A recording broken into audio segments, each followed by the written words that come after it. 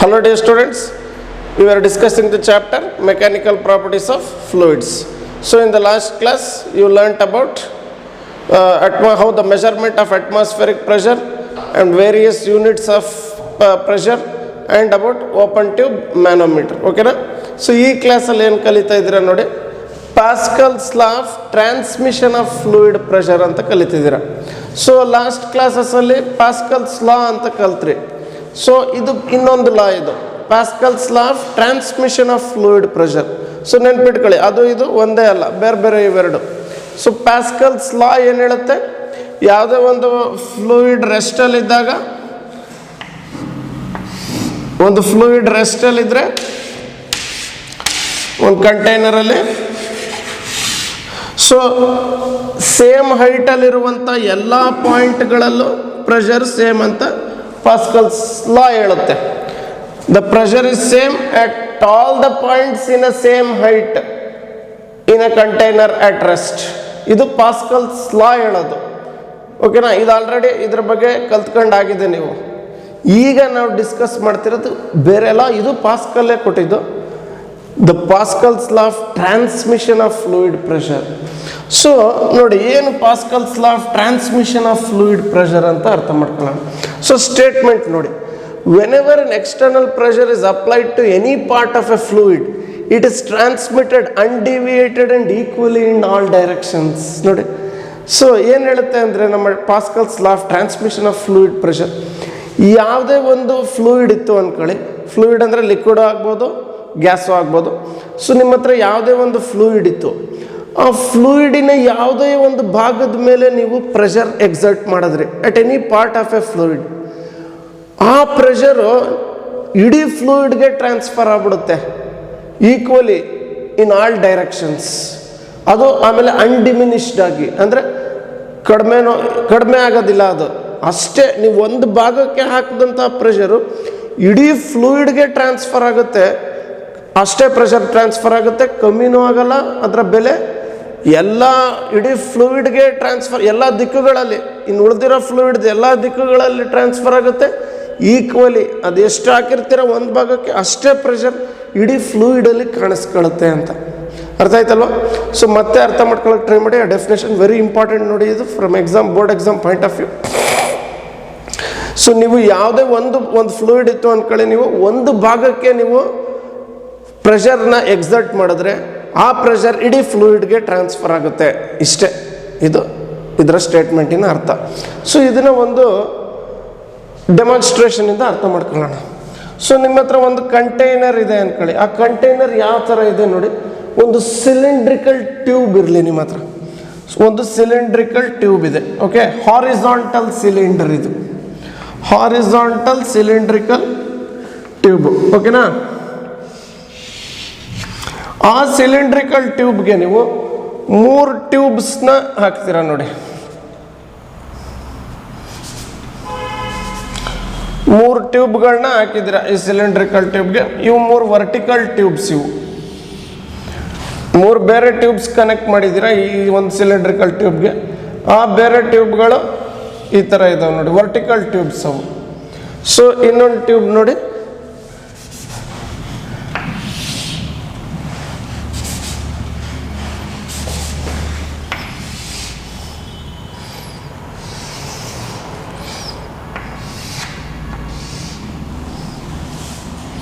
ಓಕೆನಾ? ಸೊ ಈಗ ಈ ಟ್ಯೂಬ್ಗಳ ಒಳಗೆ ಒಂದು ಲಿಕ್ವಿಡ್ ಇರಲಿ. ಸೊ ಒಂದು ಲಿಕ್ವಿಡ್ ಇದೆ ನಿಮ್ಮ ಹತ್ರ.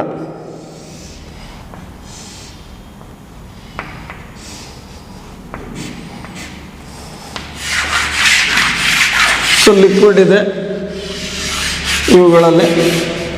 ಸೊ ಗೊತ್ತಲ್ಲ, ಪಾಸ್ಕಲ್ಸ್ ಲಾ ಪ್ರಕಾರ ಏನು ಹೇಳುತ್ತೆ, ಎಲ್ಲ ಕನೆಕ್ಟೆಡ್ ಆಗಿದ್ರೆ ನಿಮ್ಮ ಕಂಟೈನರು, ಅವೆಲ್ಲ ಕಂಟೈನರಿನ ಎಲ್ಲ ಭಾಗಗಳಲ್ಲೂ ಲಿಕ್ವಿಡ್ ಲೆವೆಲ್ ಸೇಮ್ ಇರುತ್ತೆ. ಇದು ಪ್ಯಾಸ್ಕಲ್ಸ್ ಲಾ ಹೇಳೋದು. ಸೊ ನೋಡಿ, ಎಲ್ಲ ಭಾಗಗಳಲ್ಲೂ ಲಿಕ್ವಿಡ್ ಲೆವೆಲ್ ಅಷ್ಟೇ ಇದೆ ನೋಡಿ.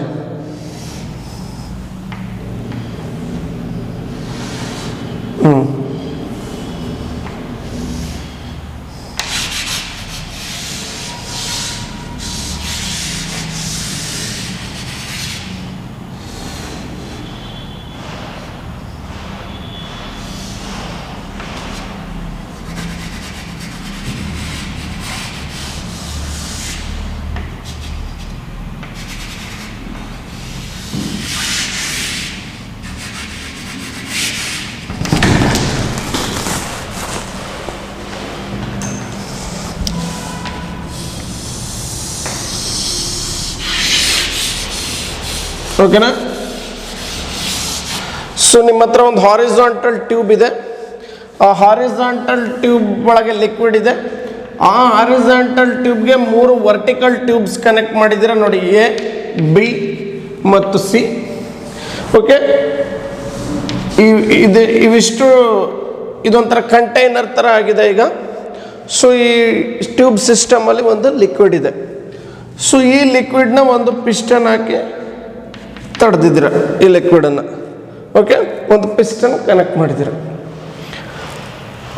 ಈಗ ನೋಡಿ ನಾನೀಗ ಈ ಪಿಸ್ಟನ್ ಮೇಲೆ, ಸೊ ಈ 3 ವರ್ಟಿಕಲ್ ಕಾಲಮ್ಸ್ಗಳಲ್ಲಿ ಇದೆಯಲ್ಲ, ಈ 3 ವರ್ಟಿಕಲ್ ಟ್ಯೂಬ್ಸಲ್ಲಿ ಲಿಕ್ವಿಡ್ ಲೆವೆಲ್ ಸೇಮ್ ಇತ್ತು, ಯಾಕಂದರೆ ಬೈ ಪಾಸ್ಕಲ್ಸ್ ಲಾ ಮುಂಚೆ ಓದಿದ್ರಲ್ಲ ಅದು. ಸೊ ಈ ಲಿಕ್ವಿಡ್ನ ಈ ಪಿಸ್ಟನ್ ಹಾಕಿ ಪಿಸ್ಟನ್ ಕನೆಕ್ಟ್ ಮಾಡಿದ್ದೀನಿ. ಈ ಯಾವ ಟ್ಯೂಬಲ್ಲಿ? ಈ ಹಾರಿಜಾಂಟಲ್ ಟ್ಯೂಬಲ್ಲಿ ಒಂದು ಪಿಸ್ಟನ್ ಇದೆ. ಓಕೆ, ಸೊ ಈಗ ನಾನು ಈ ಪಿಸ್ಟನ್ ಮೇಲೆ ಪ್ರೆಷರ್ ಎಕ್ಸರ್ಟ್ ಮಾಡ್ತೀನಿ. ಈ ಪಿಸ್ಟನ್ನ ಪ್ರೆಷರ್ ಎಕ್ಸರ್ಟ್ ಮಾಡಿ ತಳ್ತೀನಿ. ಸೊ ಆಗೇನಾಗುತ್ತೆ ನೋಡಿ, ಸೊ ಪಿಸ್ಟನ್ ಮುಂದೆ ಹೋಗುತ್ತೆ. ಸೊ ಆ ಪಿಸ್ಟನ್ನು ತನ್ನ ಮುಂದೆ ಇರೋ ಲಿಕ್ವಿಡ್ನ ಪುಷ್ ಮಾಡುತ್ತೆ. ಓಕೆ, ನಾನು ಪಿಸ್ಟನ್ಗೆ ಪಿ ಅನ್ನೋ ಪ್ರೆಷರ್ ಹಾಕಿದಾಗ ಸೊ ಆ ಪಿಸ್ಟನ್ನು ಮುಂದೆ ಹೋಗುತ್ತೆ. ಆಮೇಲೆ ಆ ಪಿಸ್ಟನ್ ಮುಂದೆ ಹೋಗ್ತಾ ತನ್ನ ಮುಂದೆ ಇರೋ ಲಿಕ್ವಿಡ್ನ ಪುಷ್ ಮಾಡ್ತಾ ಇದೆ. ಸೊ ಈಗ ಅಬ್ಸರ್ವ್ ಮಾಡಿ ನೀವು. ಸೊ ಆಗ ನಾನು ಪಿಸ್ಟನ್ ಮುಂದೆ ಇರುವಂತಹ ಲಿಕ್ವಿಡ್ಗೆ ಹಾಕಿರೋ ಪ್ರೆಷರು ಇಡೀ ಲಿಕ್ವಿಡಲ್ಲೇ ಟ್ರಾನ್ಸ್ಫರ್ ಆಗಿದೆ ನೋಡಿ. ಸೊ ಅದು ಹೆಂಗೆ ಗೊತ್ತಾಯಿತು ಟ್ರಾನ್ಸ್ಫರ್ ಆಗಿರೋದು ಅಂದರೆ, ಸೊ ಪಿಸ್ಟನ್ ಮುಂದೆ ಹೋಗುವಾಗ ಲಿಕ್ವಿಡ್ನ ಪುಷ್ ಮಾಡಿದಾಗ ಇನ್ನು ಈ ಎ ಬಿ ಸಿ ಟ್ಯೂಬ್ಗಳಿದಾವಲ್ಲ ಅಲ್ಲೂ ಕೂಡ ಲಿಕ್ವಿಡ್ ಲೆವೆಲ್ ಅಷ್ಟೇ ರೈಸ್ ಆಗುತ್ತೆ ನೋಡಿ. ಈಗ ಸಪೋಸ್ ನಮ್ಮ ಪಿಸ್ಟನ್ ಇಲ್ಲಿ ಬಂತು ಅಂದ್ಕೊಳ್ಳಿ ನೀವೀಗ, ಪಿಸ್ಟನ್ ಮುಂದೆ ಬಂದಿದೆ ಸ್ವಲ್ಪ. ಓಕೆನಾ, ಸೊ ಪಿಸ್ಟನ್ ಸ್ವಲ್ಪ ಮುಂದೆ ಬಂದಿದೆ ಅಂದ್ಕೊಳ್ಳಿ. ಆಗ ನೋಡಿ ನಮ್ಮ ಎ ಅಲ್ಲಿ ಲಿಕ್ವಿಡ್ ಇಷ್ಟು ರೈಸ್ ಆಗಿದೆ, ಅಷ್ಟೇ ಬಿ ಯಲ್ಲೂ ಲಿಕ್ವಿಡ್ ರೈಸ್ ಆಗಿರುತ್ತೆ ಅದೇ ಹೈಟ್ಗೆ. ಅದೇ ಥರ ಸಿ ಯಲ್ಲೂ ಕೂಡ ಅಷ್ಟೇ ಹೈಟ್ಗೆ ಲಿಕ್ವಿಡ್ ಲೆವೆಲ್ ರೈಸ್ ಆಗಿರುತ್ತೆ. ಸೊ ಪಿಸ್ಟನ್ನ ಇಲ್ಲಿಂದ ಇಲ್ಲಿ ತಳ್ಳಿದ್ದೀರ by applying pressure P. So ಆ ಪ್ರೆಷರ್ ನೋಡಿ ಎಲ್ಲ ಕಡೆ ಟ್ರಾನ್ಸ್ಫರ್ ಆಗಿದೆ. ಸೊ ಆ್ಯಸ್ ಎ ರಿಸಲ್ಟ್ ಈ 3 ವರ್ಟಿಕಲ್ ಟ್ಯೂಬ್ಸ್ ಇತ್ತಲ್ಲ connected to this horizontal tube, ಆ 3 ಕಡೆ ಲಿಕ್ವಿಡ್ ಲೆವೆಲ್ ಸೇಮ್ ರೈಸ್ ಆಗಿದೆ. ಓಕೆನಾ. ಸೊ ಇಲ್ಲೇ ನೀವು ಅರ್ಥ ಮಾಡ್ಕೋಬೋದು ಏನು, ನಾನು ಎಕ್ಸರ್ಟ್ ಮಾಡಿದ ಪ್ರೆಷರು ಹಾರಿಜಾಂಟಲ್ ಟ್ಯೂಬಲ್ಲಿರುವಂತಹ ಲಿಕ್ವಿಡ್ ಮೇಲೆ ಪಿಸ್ಟನ್ ಯೂಸ್ ಮಾಡ್ಕೊಂಡು ನಾನು ಪ್ರೆಷರ್ ಎಕ್ಸರ್ಟ್ ಮಾಡಿದೆ. ಬಟ್ ಈ ಪ್ರೆಷರ್ ಎಕ್ಸರ್ಟ್ ಮಾಡಿದ ಈ ಭಾಗಕ್ಕೆ ಹಾರಿಜಾಂಟಲ್ ಭಾಗದಲ್ಲಿರೋ ಲಿಕ್ವಿಡ್ಗೆ, ಬಟ್ ಇಡೀ ಲಿಕ್ವಿಡ್ಗೆ ಅದು ಪ್ರೆಷರ್ ಟ್ರಾನ್ಸ್ಫರ್ ಆಗಿ ನಮ್ಮ ವರ್ಟಿಕಲ್ ಭಾಗಗಳಲ್ಲೂ ಲಿಕ್ವಿಡ್ ಲೆವೆಲ್ ರೈಸ್ ಆಯಿತು. ಸೊ ಹೆಂಗಾಗಿದೆ ಇದು ಹೆಂಗೆ ಸಾಧ್ಯ ಆಯಿತು ಅಂದರೆ, ಸೊ ಇಡೀ ನಾನಿಲ್ಲಿ ಏನು ಪ್ರೆಷರ್ ಕೊಟ್ಟೆ ಈ ಪಿಸ್ಟನ್ ಕಾಂಟ್ಯಾಕ್ಟಲ್ಲಿರೋ ಲಿಕ್ವಿಡ್ಗೆ, ಆ ಪ್ರೆಷರ್ ಇಡೀ ಲಿಕ್ವಿಡ್ಗೆ ಟ್ರಾನ್ಸ್ಫರ್ ಆಗಿದೆ. ಸೊ ಇದೇ demonstration of Pascal's law of fluid pressure. So ಇದ್ರ ಬಗ್ಗೆ ಇನ್ನೂ ಚೆನ್ನಾಗಿ ಅರ್ಥ ಆಗುತ್ತೆ when you see the applications of Pascal's law of transmission of fluid pressure. So Pascal's law of transmission of fluid pressure ತುಂಬ important ಅಪ್ಪ. ನಮ್ಮ ಡೈಲಿ ಲೈಫಲ್ಲಿ ತುಂಬ ಅಪ್ಲಿಕೇಶನ್ಸ್ ಇದೆ, ಇದನ್ನು ಯೂಸ್ ಮಾಡ್ತೀವಿ ನಾವು ಡೈಲಿ ಲೈಫಲ್ಲಿ. Like hydraulic lift. ಸೊ ಯಾವುದೋ ಒಂದು ವಸ್ತು ಭಾರ ಇರುವಂಥ ವಸ್ತುನ ಎತ್ತಬೇಕು ಮೇಲೆ ಅಂದರೆ ಆಗ ನಾವು Pascal's law of transmission of fluid pressure use ಮಾಡ್ತೀವಿ, ಅದನ್ನೇ ಹೈಡ್ರಾಲಿಕ್ ಲಿಫ್ಟ್ ಅಂತ ಕರಿತೀರ. ಓಕೆನಾ. ಸೊ ಇದ್ರ ಆಮೇಲೆ ಇನ್ನೂ ಸುಮಾರು ಇದ್ದಾವೆ ಅಪ್ಲಿಕೇಶನ್ಸು. ಹೈಡ್ರಾಲಿಕ್ ಬ್ರೇಕ್ಸ್, ಈಗ ಫಾಸ್ಟ್ ಮೂವಿಂಗ್ ಹೆವಿ ವೆಹಿಕಲ್ಸ್ ಇದ್ವು ಅಂದ್ಕೊಳ್ಳಿ, ಟ್ರೈನು ಮತ್ತು ಟ್ರಕ್, ಇವನ್ನೆಲ್ಲ ನಿಲ್ಲಿಸ್ಬೇಕು ಮೂವ್ ಆಗ್ತಿರೋವನ್ನ ಅಂದರೆ ಹೈಡ್ರಾಲಿಕ್ ಬ್ರೇಕ್ಸ್ ಯೂಸ್ ಮಾಡ್ತಾರೆ. ಸೊ ಅಲ್ಲೂ ಕೂಡ Pascal's law of transmission of fluid ಪ್ರೆಷರನ್ನೇ ನಾವು ಯೂಸ್ ಮಾಡೋದು, ಅಪ್ಲೈ ಮಾಡೋದು. ಓಕೆನಾ. So let us see those applications one by one.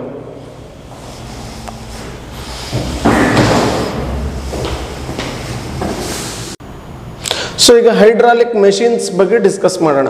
So hydraulic machines ಅಂದ್ರೆ ಏನು ಅಂದರೆ, Pascal's law of transmission of fluid ಪ್ರೆಷರಿಂದ ವರ್ಕ್ ಆಗುವಂತಹ ಮೆಷಿನ್ಸನ್ನ ನಾವು ಹೈಡ್ರಾಲಿಕ್ ಮೆಷಿನ್ಸ್ ಅಂತ ಕರಿತೀವಿ. ಸೊ ಇದು ನಮ್ಮ ಡೈಲಿ ಲೈಫಲ್ಲಿ ತುಂಬ ಇಂಪಾರ್ಟೆಂಟ್ ಅಪ್ಪ. ಫಾರ್ ಎಕ್ಸಾಂಪಲ್ ನೋಡಿ, ಈಗ ಎಕ್ಸಾಂಪಲ್ಸ್ ಕೊಡೋದಾದರೆ, ಸೊ ಕ್ರೇನ್ ನೋಡಿದ್ದೀರಾ ಅಲ್ವಾ? ಕ್ರೇನ್ ಏನು ಮಾಡುತ್ತೆ? ಭಾರ ಇರೋ ವಸ್ತುಗಳನ್ನ ಎತ್ತು ಬೇರೆ ಕಡೆಗೆ ಇಡುತ್ತೆ. ಸೊ ಆ ಕ್ರೇನ್ ಕೂಡ ಅದು ಒಂದು ಹೈಡ್ರಾಲಿಕ್ ಮೆಷಿನ್, ಅದು ವರ್ಕ್ ಆಗೋದು Pascal's law of transmission of fluid ಪ್ರೆಷರಿಂದನೇ. ಕ್ರೇನು, JCB ಇವೆಲ್ಲ. ಸೊ ಇನ್ನೊಂದು ಎಕ್ಸಾಂಪಲ್ ನೋಡಿದ್ದೀರಾ ನೋಡಿ, ಒಂದು ಟ್ರಕ್ ಇರುತ್ತೆ ಈ ಥರ. ಓಕೆ, ಟ್ರಕ್ಕಿಂದ ಲೋಡ್ ಇರುತ್ತೆ, ಓಕೆನಾ? ಸೊ ಆ ಡ್ರೈವರ್ ಒಂದು ಏನೋ ಮಾಡ್ತಾರೆ, ಅಲ್ಲಿ ಆಪ್ರೇಟ್ ಮಾಡ್ತಾರೆ. ಆಗ ಆ ಲೋಡು ಮೇಲೆ ಲಿಫ್ಟ್ ಆಗ್ಬಿಟ್ಟು ಆ ಲೋಡಲ್ಲಿ ಏನಿತ್ತು ಅಷ್ಟು ಕೆಳಗೆ ಬಿದ್ದೋಗ್ಬಿಡುತ್ತೆ ಅಲ್ವಾ? ಸೊ ನೀವು ಅಬ್ಸರ್ವ್ ಮಾಡಿದ್ದೀರಾ ಇದು. ಸೊ ಆ ಲೋಡು ಲಿಫ್ಟ್ ಆಗಿ, ಈಗ ಸ್ಯಾಂಡ್ ಏನೋ ಇತ್ತು ಅಂದ್ಕೊಳ್ಳಿ ಅಲ್ಲಿ. ಸೊ ಇಲ್ಲೊಂದು ಸ್ಮಾಲ್ ಓಪನಿಂಗ್ ಕೊಟ್ಟಿರ್ತಾರೆ. ಸೊ ಅಲ್ಲಿ ಏನೇನಿತ್ತು ಅಷ್ಟು ಕೆಳಗೆ ಬಿದ್ದುಬಿಡುತ್ತೆ ನೋಡಿ. ಸೊ ಇದು ಒಂದು ಹೈಡ್ರಾಲಿಕ್ ಡಿವೈಸ್ ನೋಡಿ, ಹೈಡ್ರಾಲಿಕ್ ಟ್ರಕ್, ಓಕೆನಾ? ಸೊ ಸ್ಯಾಂಡ್ ಈ ಥರ ಲೋಡ್ಗಳನ್ನ ಅನ್ಲೋಡ್ ಮಾಡೋಕ್ಕೆ ತುಂಬ ಈಸಿ ಮೆಥಡ್ ನೋಡಿ. ಸೊ ನಿಮ್ಮ ಆ ಲೋಡ್ ಎಲ್ಲಿಟ್ಟಿರ್ತೀರ ಅದೊಂದು ಹೈಡ್ರಾಲಿಕ್ ವಸ್ತು ಮೇಲೆ ಇಟ್ಟಿದ್ರೆ ಆಗ ಅನ್ಲೋಡ್ ಈಸಿಯಾಗಿ ಆಗ್ಬಿಡುತ್ತೆ. ಮತ್ತು ಅಲ್ಲಿ ಆಪ್ರೇಟ್ ಮಾಡ್ತಾ ಡ್ರೈವರು ಮತ್ತು ಕಾರ್ಟ್ ಮತ್ತೆ ಬಂದು ಫಿಕ್ಸ್ ಆಗುತ್ತೆ ಅಲ್ಲಿ, ಓಕೆನಾ? ಸೊ ಇವೆಲ್ಲ ವರ್ಕ್ ಆಗೋದು ಹೈಡ್ರಾಲಿಕ್ ಅಲ್ಲ, Pascal's law of transmission of fluid pressure. Crane, JCB, ಆಮೇಲೆ ಇದು ಹೈಡ್ರಾಲಿಕ್ ಟ್ರಕ್, ಈಗ ಎಕ್ಸಾಂಪಲ್ ಕೊಟ್ಟನಲ್ಲ. ಸೊ ಇವೆಲ್ಲ ವರ್ಕ್ ಆಗೋದು, ಇವನ್ನೇ ಹೈಡ್ರಾಲಿಕ್ ಮೆಷಿನ್ಸ್ ಅಂತ ಕರಿತೀರ. ಇವೆಲ್ಲ ವರ್ಕ್ ಆಗೋ principle Pascal's law of transmission of fluid pressure. ಅದರಲ್ಲಿ ಯಾವುದು ಅಂದರೆ ಹೈಡ್ರಾಲಿಕ್ ಲಿಫ್ಟ್ಸ್ ಅಂತ ಇವೆಲ್ಲ, ಓಕೆನಾ? ಸೊ ಹೈಡ್ರಾಲಿಕ್ ಲಿಫ್ಟ್ ಅಂದರೆ ಏನು ನೋಡಿ. ಹೈಡ್ರಾಲಿಕ್ ಲಿಫ್ಟ್ ಅಂದರೆ ಒಂದು ಭಾರ ಇರುವಂತಹ ವಸ್ತುನ ಲಿಫ್ಟ್ ಮಾಡುವಂಥ ಪ್ರೊಸೆಸ್ಸನ್ನು ಹೈಡ್ರಾಲಿಕ್ ಲಿಫ್ಟ್ ಅಂತ ಕರಿತೀರ, ಓಕೆನಾ? ಸೊ ಹೆಂಗೆ ಭಾರ ಇರೋಂಥ ವಸ್ತುನ ಹೆಂಗೆ ಎತ್ತೋದು, ಹೆಂಗೆ ಲಿಫ್ಟ್ ಮಾಡೋದು, ಓಕೆ? ಈಗ ಫಾರ್ ಎಕ್ಸಾಂಪಲ್ ನೋಡಿ, ನಿಮ್ಮ ಹತ್ರ ಒಂದು ಕಾರ್ ಇತ್ತು. ಸೊ ಆ ಕಾರ್ ಕೆಳಗಡೆ ಏನೋ ರಿಪೇರಿ ಮಾಡಬೇಕಿತ್ತು ಅಂದ್ಕೊಳ್ಳಿ.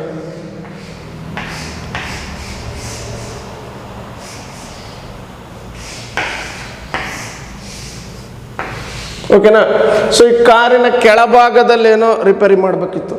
ಆಗ ಆ ಇಡೀ ಕಾರನ್ನ ನಾನು ಲಿಫ್ಟ್ ಮಾಡಬೇಕಾಗುತ್ತೆ, ಓಕೆ? ಸೊ ಆಗ ಮೆಕ್ಯಾನಿಕ್ ಒಬ್ಬರು ಇಲ್ಲಿ ಕೆಳಗೆ ಹೋಗ್ತಾರೆ, ಕೆಳಗೆ ಹೋಗ್ಬಿಟ್ಟು ಆ ಕಾರನ್ನ ರಿಪೇರಿ ಮಾಡ್ತಾರೆ ಕೆಳಭಾಗದಲ್ಲಿ, ಓಕೆ? ಸೊ ಈ ಕಾರ್ನ ಹೆಂಗೆ ಲಿಫ್ಟ್ ಮಾಡೋದೀಗ? ಸೊ ಅದಕ್ಕೆ ನಾವು ಹೈಡ್ರಾಲಿಕ್ ಲಿಫ್ಟ್ಸ್ ಯೂಸ್ ಮಾಡ್ತೀವಿ. ಆ ಕಾರನ್ನು ಒಂದು ಹೈಡ್ರಾಲಿಕ್ ಲಿಫ್ಟರ್ ಮೇಲೆ ಇಟ್ಬಿಟ್ರೆ ಅದು ಆ ಕಾರ್ನ ಲಿಫ್ಟ್ ಮಾಡುತ್ತೆ. ಆಮೇಲೆ ಅಲ್ಲೇ ಜಾಗ ಇರುತ್ತೆ where the mechanic can sit or stand. So ನಿಂತ್ಕೊಂಡಾದ್ರು, ಸೊ ಈ ಕಾರ್ ಹೈಡ್ರಾಲಿಕ್ ಲಿಫ್ಟರ್ ಮೇಲೆ ಲಿಫ್ಟ್ ಆಗಿರುತ್ತೆ. ಆ ಮೆಕ್ಯಾನಿಕ್ ಕೆಳಗೆ ನಿಂತ್ಕೊಂಡು ಅಲ್ಲಿ ಏನು ರಿಪೇರಿ ಬೇಕು ಮಾಡಬಹುದು, ಓಕೆನಾ? ಸೊ ಹೆಂಗೆ ಹೈಡ್ರಾಲಿಕ್ ಲಿಫ್ಟ್ಗಳು ವರ್ಕ್ ಆಗ್ತಾವೆ ನೋಡೋಣ. ಸೊ ಹೈಡ್ರಾಲಿಕ್ ಲಿಫ್ಟ್ಸಲ್ಲಿ ಹೆಂಗೆ ಏನಿರುತ್ತೆ ನೋಡಿ. It also works on the principle of Pascal's law of transmission of fluid pressure. So ಒಂದು ಕಂಟೈನರ್ ಇರುತ್ತೆ. ಸೊ ಆ ಕಂಟೈನರ್ ಇನ್ನು ಒಂದು ಭಾಗ ನ್ಯಾರೋ ಇರುತ್ತೆ ನೋಡಿ ಈ ಥರ, ಇನ್ನೊಂದು ಭಾಗ ಕಂಟೈನರ್ದು ಬ್ರಾಡ್ ಆಗಿರುತ್ತೆ. ಸೊ ಆ ನ್ಯಾರೋ ಇರುವಂತಹ ಭಾಗದ ಮೇಲೆ ಒಂದು ಪಿಸ್ಟನ್ ಇಡ್ತೀರ. ಅದೇ ಥರ ಬ್ರಾಡ್ ಆಗಿರೋ ಭಾಗದ ಮೇಲೂ ಕೂಡ ಇನ್ನೊಂದು ಪಿಸ್ಟನ್ ಇಡ್ತೀರ, ಓಕೆನಾ? So these are the two pistons. So ಈಗ ಈ ಬ್ರಾಡ್ ಆಗಿರೋ ಭಾಗದಲ್ಲೇ ನೀವು ಲಿಫ್ಟ್ ಮಾಡೋದು, ಏನು ಲಿಫ್ಟ್ ಮಾಡಬೇಕು ಅದು ಇಲ್ಲಿ ಲಿಫ್ಟ್ ಮಾಡೋದು. ಹೆಂಗೆ ನೋಡಿ ಪ್ರಿನ್ಸಿಪಲ್ ನೋಡಿ.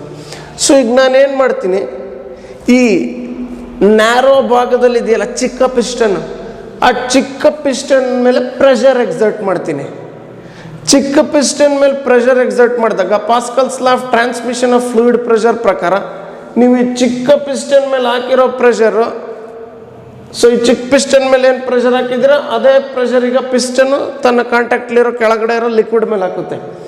ಸೊ ಈಗ ಲಿಕ್ವಿಡಿನ ಒಂದು ಭಾಗದ ಮೇಲೆ ಪ್ರೆಷರ್ ಬಿತ್ತು ನೋಡಿ.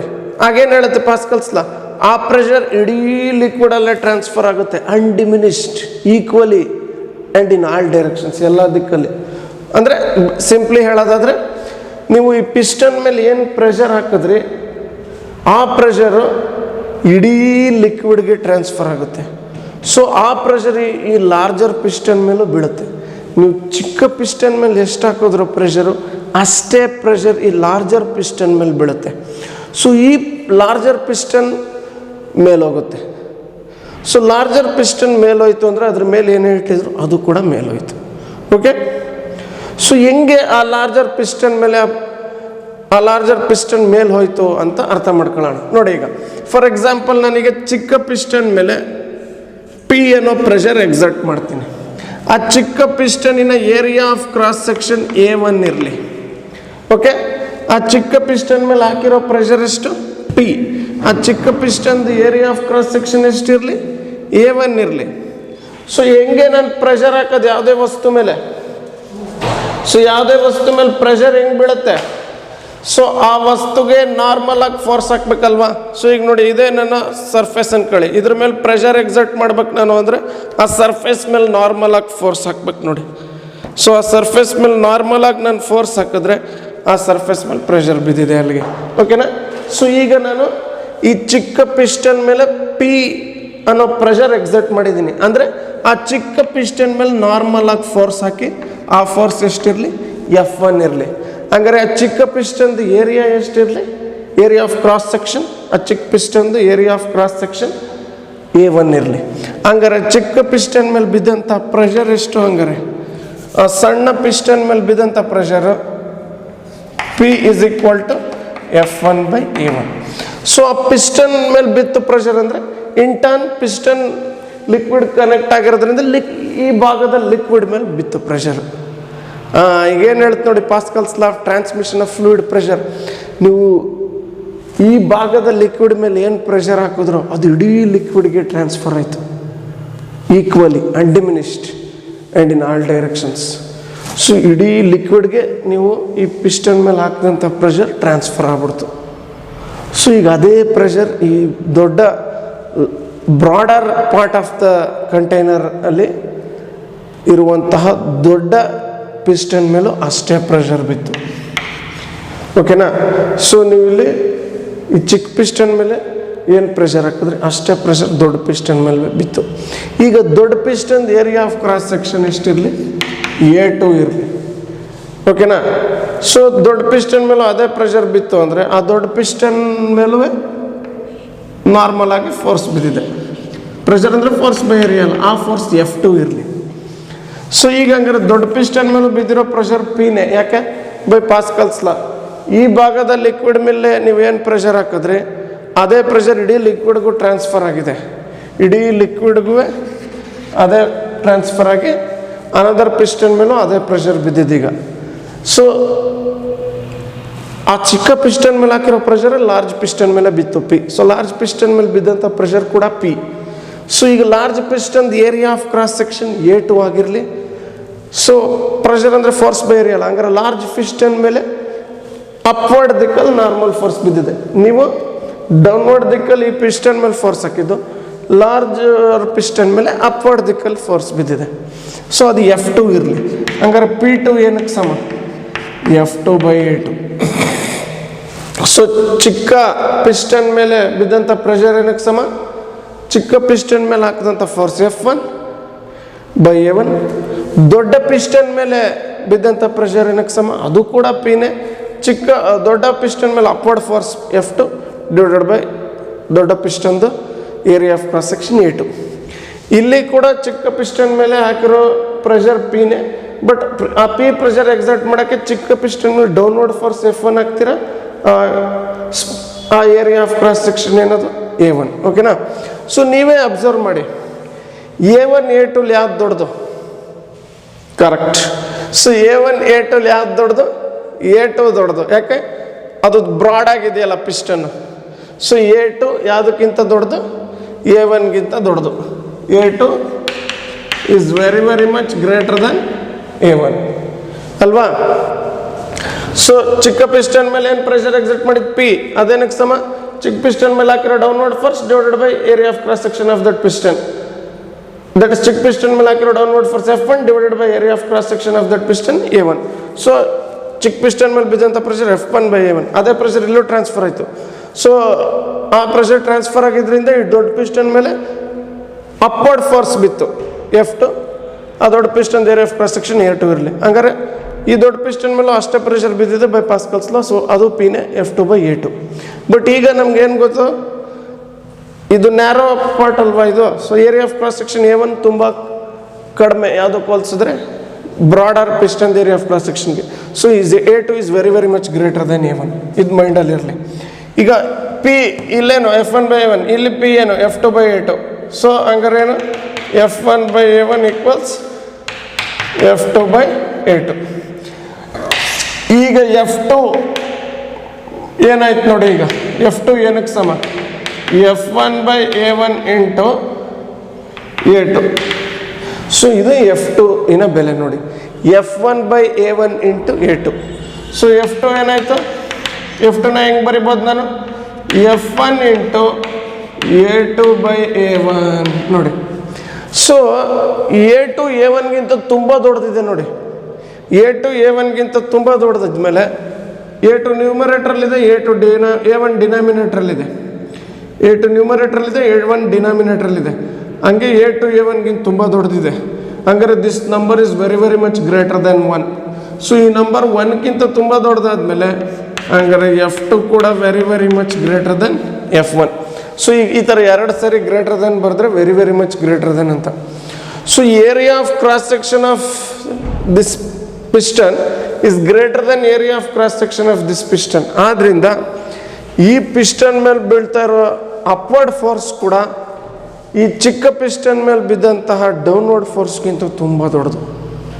ಸೊ ನೋಡಿ, ನೀವು ಇಲ್ಲಿ ಹಾಕಿದ್ದು ಒಂದು small downward force F1, but ನಿಮಗೆ ಈ ಸಣ್ಣ ಪಿಸ್ಟನ್ ಮೇಲೆ ಹಾಕಿದ್ದು small downward force F1, but ನಿಮ್ಗೆ ಅದೇ ದೊಡ್ಡ ಪಿಸ್ಟನ್ ಮೇಲೆ ಲಾರ್ಜ್ ಅಪ್ವರ್ಡ್ ಫೋರ್ಸ್ ಸಿಗ್ತಾ ಇದೆ ನೋಡಿ.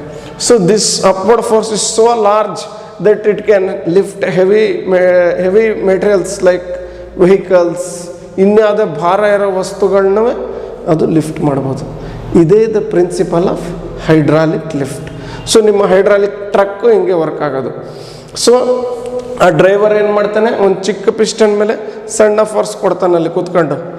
ಆಗೇನಾಗುತ್ತೆ, ಡ್ರೈವರ್ ಆ ಚಿಕ್ಕ ಪಿಸ್ಟನ್ ಮೇಲೆ ಸಣ್ಣ ಫೋರ್ಸ್ ಕೊಟ್ಟಿರ್ತಾನೆ, ಆಗ ಆ ಇಡೀ ಟ್ರಕ್ಕೆ ಲಿಫ್ಟ್ ಆಗ್ಬಿಡುತ್ತೆ ನೋಡಿ. ಆಗ ಟ್ರಕ್ಕಲ್ಲಿ ಏನಿತ್ತು ಸ್ಯಾಂಡ್ ಏನಾರು ಇದ್ರೆ ಕೆಳಗೆ ಬೀಳುತ್ತೆ, ಮತ್ತೆ ಆ ಫೋರ್ಸ್ ತೆಗೆದ ತಕ್ಷಣ ಕೆಳಗೆ ಬರುತ್ತೆ ಮತ್ತೆ.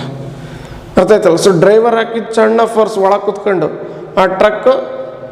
ಆ ಟ್ರಕ್ಕಿನ ಲೋಡ್ ಮೇಲೆ ಬಿದ್ದಿದ್ದು ಲಾರ್ಜ್ ಫೋರ್ಸ್ ಆ ಇಡೀ ಕಂಪಾರ್ಟ್ಮೆಂಟೇ ಲಿಫ್ಟ್ ಆಗ್ಬಿಡ್ತು, ಆ ಸ್ಯಾಂಡ್ ಎಲ್ಲ ಕೆಳಗೆ ಬಿತ್ತು. ಓಕೆನಾ. ಕ್ರೇನ್ಗಳು ವರ್ಕ್ ಆಗೋದು ಇದೇ ಪ್ರಿನ್ಸಿಪಲಿಂದ, JCBಗಳು ವರ್ಕ್ ಆಗೋದು ಇದೇ ಪ್ರಿನ್ಸಿಪಲಿಂದ. JCB ನೋಡಿದ್ದೀರಲ್ಲ, to dig the earth and all will use that. Okay. ಹೆಂಗೆ ಬಂತು, by Pascal's law of transmission of fluid pressure. So ನಿಮ್ಮ ಹತ್ರ ಒಂದು ಕಂಟೈನರ್ ಇಲ್ಲೇ, ಅದರಲ್ಲಿ ಲಿಕ್ವಿಡ್ ಇದೆ. ಆ ಕಂಟೈನರಲ್ಲಿ ಎರಡು ಭಾಗಗಳಿದೆ, ಒಂದು ನ್ಯಾರೋ ಇದೆ, ಇನ್ನೊಂದು ಬ್ರಾಡ್ ಇದೆ. ನ್ಯಾರೋ ಭಾಗದಲ್ಲಿ ಒಂದು ಚಿಕ್ಕ ಪಿಸ್ಟನ್ ಹಾಕಿ, ಬ್ರಾಡ್ ಇರೋ ಭಾಗದಲ್ಲಿ ದೊಡ್ಡ ಪಿಸ್ಟನ್ ಹಾಕಿ. ಸೊ ನ್ಯಾರೋ ಭಾಗದಲ್ಲಿರೋ ಚಿಕ್ಕ ಪಿಸ್ಟನ್ ಮೇಲೆ ಒಂದು ಸ್ಮಾಲ್ ಡೌನ್ವರ್ಡ್ ಫೋರ್ಸ್ ಹಾಕಿ, ಸೊ ಅದರ area of cross section A1 ಇರಲಿ. ಸೊ ನ್ಯಾರೋ ಭಾಗದಲ್ಲಿರೋ ಲಿಕ್ವಿಡ್ ಮೇಲೆ ನೀವು ಎಷ್ಟು ಪ್ರೆಷರ್ ಕೊಟ್ರಿ, P ಎಷ್ಟು ಪ್ರೆಷರ್ ಕೊಟ್ರಿ. ಸೊ ಆ P ಎಷ್ಟು ಪ್ರೆಷರ್ ಇಡೀ ಲಿಕ್ವಿಡ್ಗೆ ಟ್ರಾನ್ಸ್ಫರ್ ಆಯಿತು. ದೊಡ್ಡ ಪಿಸ್ಟನ್ ಮೇಲೂ ಅಷ್ಟೇ ಪ್ರೆಷರ್ ಬಿತ್ತು. ಸೊ ಬಟ್ ದೊಡ್ಡ piston area of cross section ಜಾಸ್ತಿ ಇದೆ, ಹಂಗಂದ್ಮೇಲೆ ದೊಡ್ಡ ಪಿಸ್ಟನ್ ಮೇಲೆ ಬೀಳೋ ಅಪ್ವರ್ಡ್ ಫೋರ್ಸು ಜಾಸ್ತಿ ಇದೆ. ಸೊ ಯಾಕಂದರೆ ಇಲ್ಲೂ ಕೂಡ ಪ್ರೆಷರ್ ಪಿನೇ, ಇಲ್ಲಿ P ಇದ್ದರೆ ಇಲ್ಲೂ P. ಸೊ ಇಲ್ಲಿ P ಏನು F2/A2.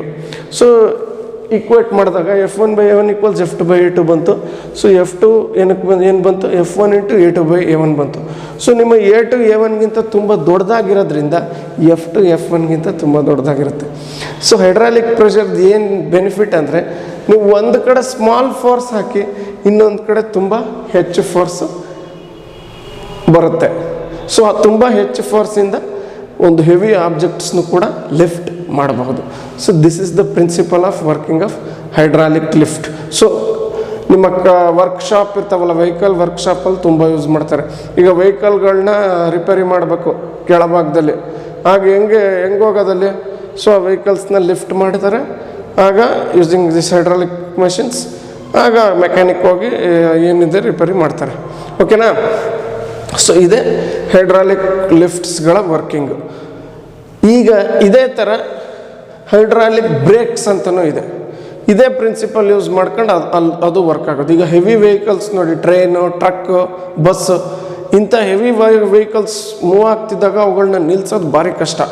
ಸೊ ಹೆಂಗೆ ನಿಲ್ಲಿಸಬಹುದು ಅಂದರೆ ಹೈಡ್ರಾಲಿಕ್ ಬ್ರೇಕ್ಸ್, ಅದು ಸೇಮ್ ಪ್ರಿನ್ಸಿಪಲಿಂದ ವರ್ಕ್ ಆಗುತ್ತೆ. ಸೊ ಹೈಡ್ರಾಲಿಕ್ ಬ್ರೇಕ್ಸ್ನ ಆಪರೇಟ್ ಮಾಡಿದಾಗ ದ ಆಪರೇಟರ್ ಅಥವಾ ಡ್ರೈವರು ಸ್ಮಾಲ್ ಫೋರ್ಸ್ ಕೊಡ್ತಾನೆ ಒಂದು ಕಡೆ, ಬಟ್ ಅದೇ ಆ ವೀಲ್ಸ್ ಮೇಲೆ ಲಾರ್ಜ್ ಫೋರ್ಸ್ ಆಗಿ ಆ್ಯಕ್ಟ್ ಆಗಿ ಆ ವೀಲ್ಸ್ ಮೂವಿಂಗ್ ವೀಲ್ಸ್ನ ನಿಲ್ಲಿಸುತ್ತೆ. ಸೊ ಇದೇ the principle of hydraulic brakes which is used in trains, trucks, buses, etc. Okay na? So this is about hydraulic machines. So ಈಗ ನಿಮ್ಗೆ ಒಂದು ಅನ್ನಿಸ್ತಾ ಇರುತ್ತೆ, ಅದೊಂದು ಡೌಟ್ ಕ್ಲಿಯರ್ ಮಾಡಿಬಿಡ್ತೀನಿ. ಈಗ ನಿಮ್ಗೇನು ಅನಿಸ್ಬಿಡುತ್ತೆ, ಈಗ ನಾನು ಒಂದು ಕಡೆ ಚಿಕ್ಕ ಫೋರ್ಸ್ ಕೊಟ್ಟಾಗ ನನಗೆ ಇನ್ನೊಂದು ಕಡೆ ಲಾರ್ಜ್ ಫೋರ್ಸ್ ಸಿಕ್ತು ಅಂತ.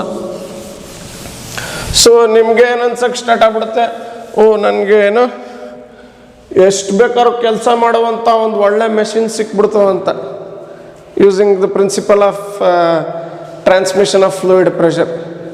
ಬಟ್ ಹಂಗೇನಾಗಲ್ಲ. Energy can neither be created nor be destroyed, but only be converted from one form to another. ನೀವು ಒಂದು ಕಡೆ ಚಿಕ್ಕ ಫೋರ್ಸ್ ಹಾಕಿದ್ರೆ ಇನ್ನೊಂದು ಕಡೆ ದೊಡ್ಡ ಫೋರ್ಸ್ ಬಂದಿದೆ, ಬಟ್ ಓಕೆ, ಬಟ್ ಎನರ್ಜಿ ಅದು ಕನ್ಸರ್ವ್ ಅದು ಕ್ರಿಯೇಟಿವ್ ಆಗಿಲ್ಲ, ಡಿಸ್ಟ್ರಾಯ್ ಆಗಿಲ್ಲ, ಜಸ್ಟ್ ಕನ್ಸರ್ವ್ ಆಗಿದೆ. ನೀವು ಒಂದು ಪಿಸ್ಟನ್ ಮೇಲೆ ಏನು ಎನರ್ಜಿ ಕೊಡ್ತೀರಾ ಅದೇ ಎನರ್ಜಿ ಇನ್ನೊಂದು ಪಿಸ್ಟನ್ ಮೇಲೆ ಬರೋದು. ಓಕೆನಾ? ಬಟ್ ಕನ್ವೀನಿಯೆಂಟ್ ಇದೆ ಇದು. ಒಂದು ಕಡೆ ಸ್ಮಾಲ್ ಫೋರ್ಸ್ ಹಾಕಿ ಇನ್ನೊಂದು ಕಡೆ ಲಾರ್ಜ್ ಫೋರ್ಸ್ ಮಾಡಬಹುದು ಇದರಿಂದ. ಓಕೆನಾ? ಸೊ ಇಲ್ಲಿ ನೀವು ಈ ಥರ ಅನ್ಕೋಬೇಡಿ. ಆಮೇಲೆ ಹೈಡ್ರಾಲಿಕ್ ಮೆಷಿನ್ಸ್ ಓದ್ಬಿಟ್ಟು ನಮಗೆ ಎಷ್ಟು ಬೇಕಾದ್ರೂ ಎನರ್ಜಿನ ಕೊಡುವಂಥ ಒಂದು ಡಿವೈಸ್ ಸಿಕ್ಬಿಡ್ತವೆ ಅಂತ, ಹಂಗಲ್ಲ. ನಮ್ಮ ಸಣ್ಣ ಎನರ್ಜಿಯಿಂದ ಲಾರ್ಜ್ ಎನರ್ಜಿ ಪಡೆದ್ಬಿಟ್ಟೆ ಅಂತಲ್ಲ, ಇಲ್ಲಿ ಸಣ್ಣ ಫೋರ್ಸ್ ಹಾಕಿರೋದು ಲಾರ್ಜ್ ಫೋರ್ಸ್ ಪಡೆದಿರೋದು ಫೋರ್ಸ್ ಇದು. ಬಟ್ ಎನರ್ಜಿ ಯಾವತ್ತೂ ಸಣ್ಣ ಎನರ್ಜಿ ಹಾಕ್ಬಿಟ್ಟು ದೊಡ್ಡ ಎನರ್ಜಿ ಪಡೆಯೋಕ್ಕಾಗಲ್ಲ. You can't create energy. So ನೀವು ಸಣ್ಣ ಪಿಸ್ಟನ್ ಮೇಲೆ ಏನು ವರ್ಕ್ ನಡೆಸ್ತೀರಾ, ಫಿಸಿಕ್ಸ್ದು ವರ್ಕು, ಅದೇ ವರ್ಕ್ ಲಾರ್ಜ್ ಪಿಸ್ಟನ್ ಮೇಲೆ ಬಂದಿರುತ್ತೆ ಅಷ್ಟೆ. ಅದೇ ವರ್ಕು ಲಾರ್ಜ್ ಪಿಸ್ಟನ್ ಮಾಡಿರುತ್ತೆ. ಸೊ ಇಲ್ಲಿ ಎನರ್ಜಿ ಕ್ರಿಯೇಟ್ ಏನು ಆಗ್ತಿಲ್ಲಪ್ಪ. Don't be of the opinion that energy is created in this device. ಓಕೆನಾ? ಸೊ ಏನಾಗ್ತಿದೆ, ಎನರ್ಜಿ ಚಿಕ್ಕ ಪಿಸ್ಟನ್ ಮೇಲೆ ಏನು ಎನರ್ಜಿ ಕೊಡ್ತೀರಾ ಅದೇ ಎನರ್ಜಿ ಲಾರ್ಜ್ ಪಿಸ್ಟನ್ ಮೇಲೆ ಬರುತ್ತೆ ಅಷ್ಟೆ. ಸೊ ಹಂಗಂದಮೇಲೆ ಬಟ್ ಕನ್ವೀನಿಯೆಂಟ್ ಇದು. ನಮ್ಗೊಂದು ಕಡೆ ಸಣ್ಣ ಫೋರ್ಸ್ ಇದೆ, ಇನ್ನೊಂದು ಕಡೆ ಲಾರ್ಜ್ ಫೋರ್ಸ್ ಇದೆ, ಲಾರ್ಜ್ ಫೋರ್ಸ್ ಸಿಗುತ್ತೆ. ಓಕೆನಾ? ಬಟ್ ಎನರ್ಜಿ ಕನ್ಸರ್ವ್ ಆಗಿದೆ. ಚಿಕ್ಕ ಪಿಸ್ಟನ್ ಮೇಲೆ ಏನು ವರ್ಕ್ ಮಾಡಿರ್ತೀರ ಅದೇ ವರ್ಕು ಲಾರ್ಜ್ ಪಿಸ್ಟನ್ ಹೆವಿ ಆಬ್ಜೆಕ್ಟ್ನ ಲಿಫ್ಟ್ ಮಾಡಿ ಮಾಡುತ್ತೆ. ಓಕೆನಾ? ಎನರ್ಜಿ ಏನು ಕ್ರಿಯೇಟ್ ಆಗಿಲ್ಲ. ಸೊ ಇದು ಹೆಂಗೆ ಅಂತ ನೋಡೋಣ ಒಂದು ಸರಿ. ಸೊ ಈಗ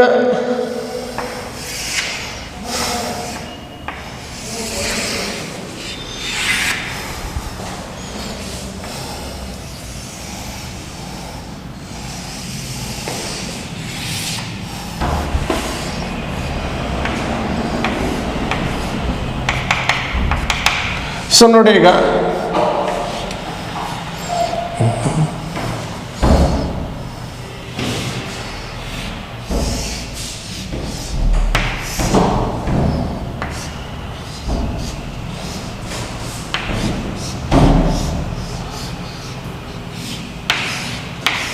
ಓಕೆನಾ?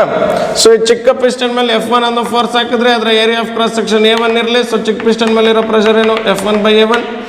ಅದೇ ಸಣ್ಣ ಫೋರ್ಸು ದೊಡ್ಡ ಫೋರ್ಸ್ ಆಗುತ್ತೆ ದೊಡ್ಡ ಪಿಸ್ಟನ್ ಮೇಲೆ. F2 ಇಲ್ಲಿರೋ ಫೋರ್ಸು, ಈ area of cross section of bigger piston A2, ಇಲ್ಲೂ ಅದೇ ಪ್ರೆಷರ್ F2/A2. ಸೊ ನೀವು ಒಂದು ಕಡೆ ಸಣ್ಣ ಫೋರ್ಸ್ ಹಾಕಿದ್ರೆ ಇನ್ನೊಂದು ಕಡೆ ಲಾರ್ಜ್ ಫೋರ್ಸ್ ಹಾಕಿದ್ದೀರಾ, ಇನ್ನೊಂದು ಕಡೆ ಲಾರ್ಜ್ ಫೋರ್ಸ್ ಬಂದಿದೆ, ಬಟ್ ಎನರ್ಜಿ ಏನು ಕ್ರಿಯೇಟ್ ಆಗಿಲ್ಲ. ಈ ಸಣ್ಣ ಪಿಸ್ಟನ್ ಮೇಲೆ ನೀವು ಏನು ವರ್ಕ್ ಮಾಡ್ತೀರಾ ಅದೇ ವರ್ಕ್ ಲಾರ್ಜ್ ಪಿಸ್ಟನ್ ಆ ಹೆವಿ ಆಬ್ಜೆಕ್ಟ್ನ ಲಿಫ್ಟ್ ಮಾಡಿ ಅದೇ ವರ್ಕ್ ಮಾಡಿರೋದು. ಓಕೆನಾ? ಲಾರ್ಜ್ ಪಿಸ್ಟನ್ನು ಅದೇ ವರ್ಕ್ ಮಾಡುತ್ತೆ ನೀವು ಸಣ್ಣ ಪಿಸ್ಟನ್ ಮೇಲೆ ಹಾಕಿದಂಥ ವರ್ಕೆ. ಸೊ ಹೆಂಗೆ ಸರೋದು ಅಂದರೆ ನೋಡಿ, ಸೊ ನಿಮ್ಮ ಇದ್ರೊಳಗೆ ತುಂಬಿರೋದು ಲಿಕ್ವಿಡ್ ಅಲ್ವಾ, ಲಿಕ್ವಿಡ್ ಇಸ್ ಇನ್ಕಂಪ್ರೆಸಿಬಲ್ ಅಲ್ವಾ, ಲಿಕ್ವಿಡ್ ತುಂಬಿರೋದು ಇದರಲ್ಲಿ. ಲಿಕ್ವಿಡ್ನ ಏನು ಮಾಡೋಕ್ಕಾಗಲ್ಲ, ಕಂಪ್ರೆಸ್ ಮಾಡೋಕ್ಕಾಗಲ್ಲ.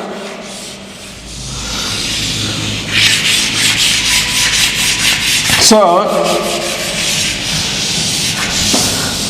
ಚಿಕ್ಕ ಪಿಸ್ಟನ್ ಎಷ್ಟು ವಾಲ್ಯೂಮ್ ಕೆಳಗೋಗುತ್ತೋ, ಚಿಕ್ಕ ಪಿಸ್ಟನ್ ಮೇಲೆ F1 ಫೋರ್ಸ್ ಹಾಕ್ತೀರ, ಡೌನ್ವರ್ಡ್ ಫೋರ್ಸ್, ಸ್ಮಾಲ್ ಫೋರ್ಸ್ ಹಾಕಿ ಅದನ್ನ ಕೆಳಗೆ ತಳ್ತೀರ.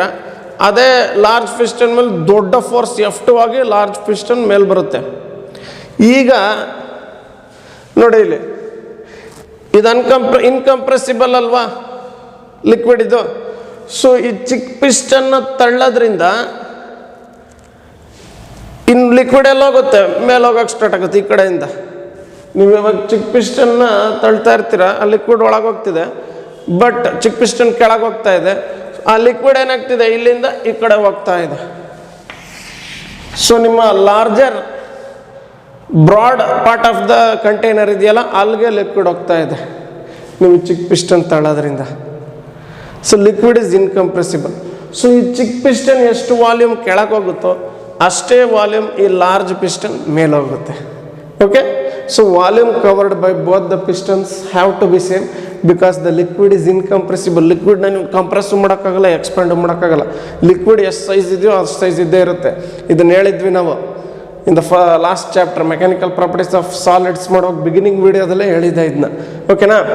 ಸೊ ಲಿಕ್ವಿಡ್ ಇನ್ಕಂಪ್ರೆಸಿಬಲ್ ಆಗಿರೋದ್ರಿಂದ volume covered by smaller piston is equal to volume covered by the larger piston. So ಈಗ ಸ್ಮಾಲರ್ ಪಿಸ್ಟನ್ ವಾಲ್ಯೂಮ್ ಕವರ್ ಮಾಡೋದು. So smaller piston ಎಲ್ಲಷ್ಟು length ಕೆಳಗೆ ಹೋಗಲಿ ನೋಡಿ, L1 ಅಷ್ಟು ಲೆಂತ್ ಕೆಳಗೆ ಹೋಗಲಿ. ಆಗ ನಮ್ಮ ಲಾರ್ಜರ್ ಪಿಸ್ಟನ್ನು L2 ಅಷ್ಟು ಮೇಲೋಗಲಿ ನೋಡಿ, L2 ಅಷ್ಟು ಮೇಲೋಗಿದೆ ಅನ್ಕಡೆ. ಓಕೆ, ಇದನ್ನು ತೆಗೆದಾಕ್ಬಿಡ್ತೀನಿ. ಸೊ ನಮ್ಮ ಸ್ಮಾಲರ್ ಪಿಸ್ಟನ್ L1 ಅಷ್ಟು ಲೆಂತ್ ಕೆಳಗೆ ಹೋದ್ರೆ ನಮ್ಮ ಲಾರ್ಜರ್ ಪಿಸ್ಟನ್ ನೋಡಿ ಫಸ್ಟ್ ಇಲ್ಲಿದ್ದು ಚೂರು ಮೇಲೋಯ್ತು ಅಷ್ಟೇ. ಈಗ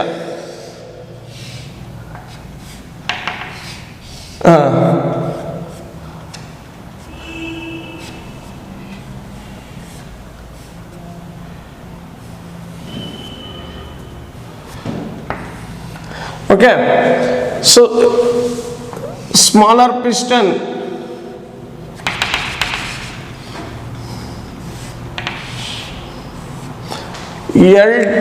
L1 ಅಷ್ಟು ಕೆಳಗೆ ಬಂದಾಗ ಲಾರ್ಜರ್ ಪಿಸ್ಟನ್ ಸ್ವಲ್ಪನೇ ಮೇಲೋಗಿರೋದು ನೋಡಿ L2. ಈಗ ನಿಮ್ಗೆಲ್ಲ ಅರ್ಥ ಆಗ್ಬಿಡುತ್ತೆ. ಈಗ ಇಲ್ಲಿ ಸಣ್ಣ ಫೋರ್ಸ್ ಹಾಕಿ ಚಿಕ್ಕ ಪಿಸ್ಟನ್ ತುಂಬ ಕೆಳಗೆ ತಳ್ಳಿದ್ರೆ, ಬಟ್ ಅಷ್ಟೊತ್ತರಲ್ಲಿ ಲಾರ್ಜರ್ ಪಿಸ್ಟನ್ ಸ್ವಲ್ಪನೇ ಮೇಲೋಗಿರೋದು L2 ನೋಡಿ. ಯಾಕೆ? Volume covered by small piston should be equal to volume covered by larger piston ಅಲ್ಲ. So volume covered by small, ಯಾಕಂದ್ರೆ the liquid is incompressible. So volume covered by smaller piston ಏನು? Volume covered by smaller piston. ಈ smaller piston ಎಷ್ಟು volume cover ಮಾಡ್ತು? V. ಅದು cylinder ಶೇಪಲ್ಲಿ ಇದೆ ನೋಡಿ. ಸಿಲಿಂಡರ್ದ ವಾಲ್ಯೂಮ್ ಎಷ್ಟು? Area of cross section into length L1 A1. ಈಗ ಲಾರ್ಜರ್ ಪಿಸ್ಟನ್ ಕವರ್ ಮಾಡಿದಂಥ ವಾಲ್ಯೂಮ್ ಎಷ್ಟು? ದ ಲಾರ್ಜರ್ ಪಿಸ್ಟನ್ L2 ಅಷ್ಟು ಲೆಂತ್ ಮೇಲೆ ಹೋಗ್ಲಿ. ಸ್ವಲ್ಪ ಲಾರ್ಜರ್ ಪಿಸ್ಟನ್ ಅಷ್ಟೇ ವಾಲ್ಯೂಮ್ ಕವರ್ ಮಾಡಿದ್ದು ಲಾರ್ಜರ್ ಪಿಸ್ಟನ್ ಕೂಡ L2 A2 ವಿನೇ. Volume covered by smaller piston ವಿನೇ, volume covered by larger piston ಕೂಡ ವಿನೇ. ಯಾಕೆ? ಲಿಕ್ವಿಡ್ ಇಸ್ ಇನ್ಕಂಪ್ರೆಸಿಬಲ್ ಆಗಿರೋದ್ರಿಂದ.